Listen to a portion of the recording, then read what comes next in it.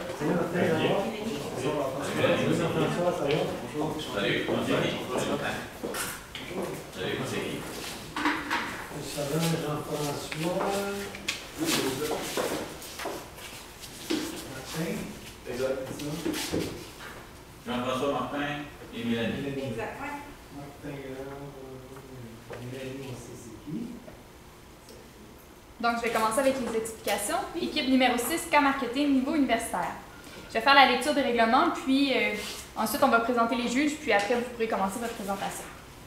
Donc, le temps commence dès que l'un de vous débute la présentation. La durée de la présentation doit se situer entre 15 et 20 minutes. Une pénalité d'1 point par 30 secondes manquantes vous sera imposée. Le décompte du temps vous sera indiqué à l'aide de cartons lorsqu'il restera 10 minutes, 5 minutes, 1 minute et 30 secondes. Le décompte des 10 dernières secondes sera effectué à l'aide de mes mains. La présentation sera alors terminée. Les juges auront droit à une période de questions d'une durée maximale de 5 minutes. J'invite maintenant les juges à se présenter. Alors bonjour, moi c'est Guy Desroches, le propriétaire et président de Confiant, PSB Sécurité.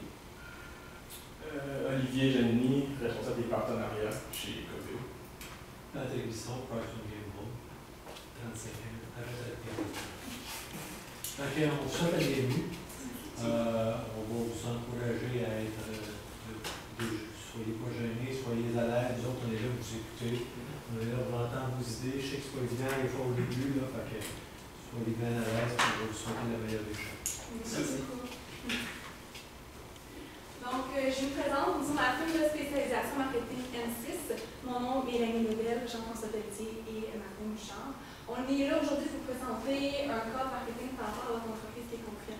Ce qu'on vous propose vraiment, c'est par rapport aux santé et sécurité au travail, comme vous saviez, avec des 38 ans d'expérience, avec une grande autorité dans le domaine, vous savez que tant au niveau des entreprises privées que publiques, c'est très important. Par rapport au mandat, donc à ce point-là, vous voulez vraiment donner un leader dans le secteur de la santé et sécurité au travail, mais aussi augmenter votre visibilité, notoriété et acquérir une très grande part de marché au Québec. On continue ensuite avec les forces, faiblesses, opportunités, menaces qu'on a analysées tout à l'heure. Dans le fond, on a commencé avec le suivi annuel qui est un plus au service qualité pour votre entreprise, comparativement à des entreprises qui vont plus se concentrer sur le coût, par exemple. Par la suite, on a la relation avec les clients par l'entremise des représentants. Les représentants qui vont jouer un gros rôle pour la vente de vos produits, de vos services. Puis ensuite, la clientèle locale qui est fidèle dans la région de Bonaventure. Donc, ça vous permet, dans le fond, d'avoir un marché stable sur lequel on peut toujours compter, même si on décide d'aller vers des marchés un peu plus instables. Ensuite, on a la livraison rapide qui est toujours un peu au niveau de l'offre de service. Exactement. C'est un peu au niveau de l'offre de service comparativement aux autres entreprises. Et l'entreprise qui est bien implantée, qui a une expérience depuis 38 ans au niveau de la santé et sécurité au travail. Donc, vous connaissez votre job, vous savez qu'est-ce qui est bien pour les entreprises, pour la sécurité des employés dans une industrie quelconque. Pour ce qui est des opportunités, en fait, on a l'ouverture au niveau de l'offre de service. Dans le fond, la plupart des entreprises vont axer leur stratégie marketing sur le coût. Les entreprises vont se concentrer sur un coût minime pour vendre un produit, tandis que vous autres, vous avez l'opportunité, dans le fond, de vous concentrer sur un suivi avec des formations ou des nouveautés en perspective dans le marché. Au niveau des opportunités encore, le développement dans le secteur des fabrications de biens, c'est un secteur qui demande beaucoup de produits en matière de santé et sécurité. On parle de l'industrie des mines, de l'industrie des services publics. Lorsqu'on parle de l'industrie minière, exploitation pétrolière, qui est des opportunités comme on parle de relancement de plan Nord ou encore des projets de l'éduc, c'est tous des projets qui sont vraiment de grande envergure, qui permettent d'acquérir une notoriété incroyable. qui sont peut-être un peu plus instables. C'est pourquoi que le service public, qui est peut-être un marché plus stable, est un secteur dans le fond qui permettrait d'aller chercher une grosse part de marché encore là, mais avec une plus grande stabilité. Si je peux me permettre, excusez-moi Martin, on voyait déjà avec vos contrats actuels, déjà avec la Ville de Québec, Hydro-Québec, donc c'est des très gros contrats qu'on peut attribuer au secteur public, qui peut amener aussi une autorité lors d'essayer d'aller chercher des nouveaux contrats. Donc, c'est intéressant. Encore là, on parle d'ouverture dans le marché canadien. Peut-être s'étendre plus à l'ouest. On parle de marché d'industrie pétrolière, c'en est une. Il y en a plusieurs. C'est pourquoi, dans le fond, il y a des opportunités au niveau du marché ontarien, puis encore plus à l'ouest, dans le fond. Parce que, principalement, il y a des clients qui se retirent en Ontario, c'est une certaine ouverture, dans le fond, parce qu'il est moins présent. Ouais, ce que j'aimerais ajouter seulement, c'est par rapport aux opportunités pour le marché ontarien.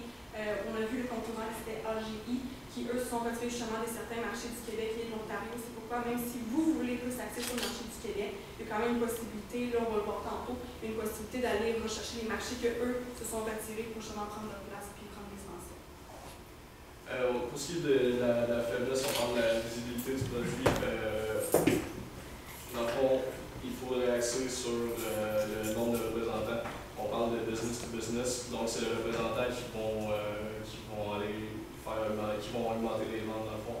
Approcher les nouvelles entreprises, faire connaître l'entreprise, aller chercher des contrats, augmenter sa notoriété pour faire parler de l'entreprise. Pour ce qui est des menaces, on parle des multinationales qui fabriquent eux-mêmes leurs produits, qui les vendent à moindre coût. Donc, c'est un plus pour ces entreprises-là, mais c'est pourquoi on aimerait plutôt se concentrer non sur les prix, mais plutôt sur le service et le suivi que l'entreprise va apporter suite à une vente d'un produit ou d'une formation. Puis aussi au niveau de vos fournisseurs, on voyait que vous avez une belle relation avec les fournisseurs actuels, mais vous êtes un centre de distribution, donc vous faites tout le monde affaire avec eux pour aller chercher vos produits. Donc, on voit une certaine dépendance peut-être envers vos fournisseurs qui peut très bien aller à long terme, comme si un fournisseur se désiste ou peu importe, ça peut nuire en temps et lieu à l'entreprise. Dans le fond, au niveau du diagnostic, on parle de marquation par la promesse d'une qualité de service incomparable. C'est sur quoi qu'on va miser, dans le fond, pour avoir un avantage concurrentiel face aux concurrents qui ont des produits à moindre coût. On va miser sur l'accessibilité de l'entreprise pour les clients potentiels, donc d'aller vers les clients davantage, de leur permettre de nous rejoindre plus facilement par l'entremise du site web puis du démarchage. Donc, nous, ce qu'on considère, comme mon collègue Martin a dit tout à l'heure, vous êtes dans le B2B, c'est très important d'aller chercher son client, c'est pas nécessairement lui qui veut faire toutes les démarches pour vous trouver. Donc, on va vraiment axer notre stratégie sur le marketing direct, tant physique que sur le web. On va vous expliquer un petit peu plus tard comment on va attribuer ça. Tout d'abord, au niveau direct, on voudrait faire du démarchage avec toutes les entreprises au Québec. Bon, on sait que c'est ça votre objectif numéro 1, c'est d'augmenter vos parts de marché au Québec. Sauf qu'on a vu aussi que AGI a décidé de décentraliser son entreprise en Ontario. Donc, c'est une part de marché qui ne serait pas nécessairement négligée de votre part, même si on sort de la province de Québec. Donc, avec une belle équipe spécialisée de représentants, on a vu, votre étude que vous avez faite était que la proximité n'était pas nécessairement un aspect prioritaire, mais que c'était surtout le service essentiel et de qualité qu'elle allait recevoir. Donc, c'est vraiment important, selon nous, que votre équipe de représentants soit qualifiée et ait l'expertise pour pouvoir bien répondre aux questions, pour amener les bons produits et les bonnes formations aux entreprises du Québec et de l'Ontario. Donc, c'est un peu ce que j'avançais. Lorsque vos représentants iraient en démarchage, on offrirait bien évidemment l'estimation gratuite aux entreprises pour pas qu'ils y voient un frein au départ à vous accueillir dans leur entreprise. Suite à cette estimation, pouvoir faire l'analyse des coûts et espérer par la suite avoir un contrat avec ceux-ci. Puis, la vente des représentants, on n'invente pas la roue, mais c'est vraiment quelque chose qui nous permet d'avoir le pied dans le porte plus que simplement aller faire des. Avoir une plateforme web, par exemple, où est-ce qu'on explique nos produits, mais où est-ce qu'on n'a pas un aspect physique humain qui va vraiment venir sécuriser et mettre en confiance le client. Ce que j'ajouterais par rapport au run, c'est qu'on essaie de minimiser les coûts. Bien entendu, on fait du démarchage, on va attribuer des représentants dans certains secteurs du Québec, ce qui fait en sorte que le représentant ne dirait pas complètement à l'ouest pour faire son démarchage, mais il irait vraiment plus dans une région du Québec pour justement minimiser les coûts. C'est ça du fait d'avoir déjà un pied dans la porte, que le client a déjà une certaine volonté de rencontrer le représentant, mais ça fait aussi qu'il y a peut-être un plus grand potentiel de vente directement dans l'entreprise.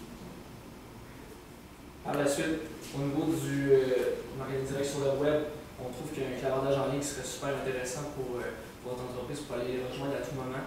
Bien évidemment, on a vu aussi dans l'analyse du cas là, que vos représentants, puis votre plateforme au niveau de la commande était bilingue, certaines de vos formations étaient offertes aussi en anglais, et que l'atout du bilinguisme au niveau de l'embauche des représentants. Par contre, on y verrait peut-être une nécessité à ce moment-là si on veut prendre plus de parts de marché au Québec, non pas nécessairement juste ici ou à Bonaventure, puis l'Ontario. C'est inévitable qu'on puisse offrir des services aux deux langues.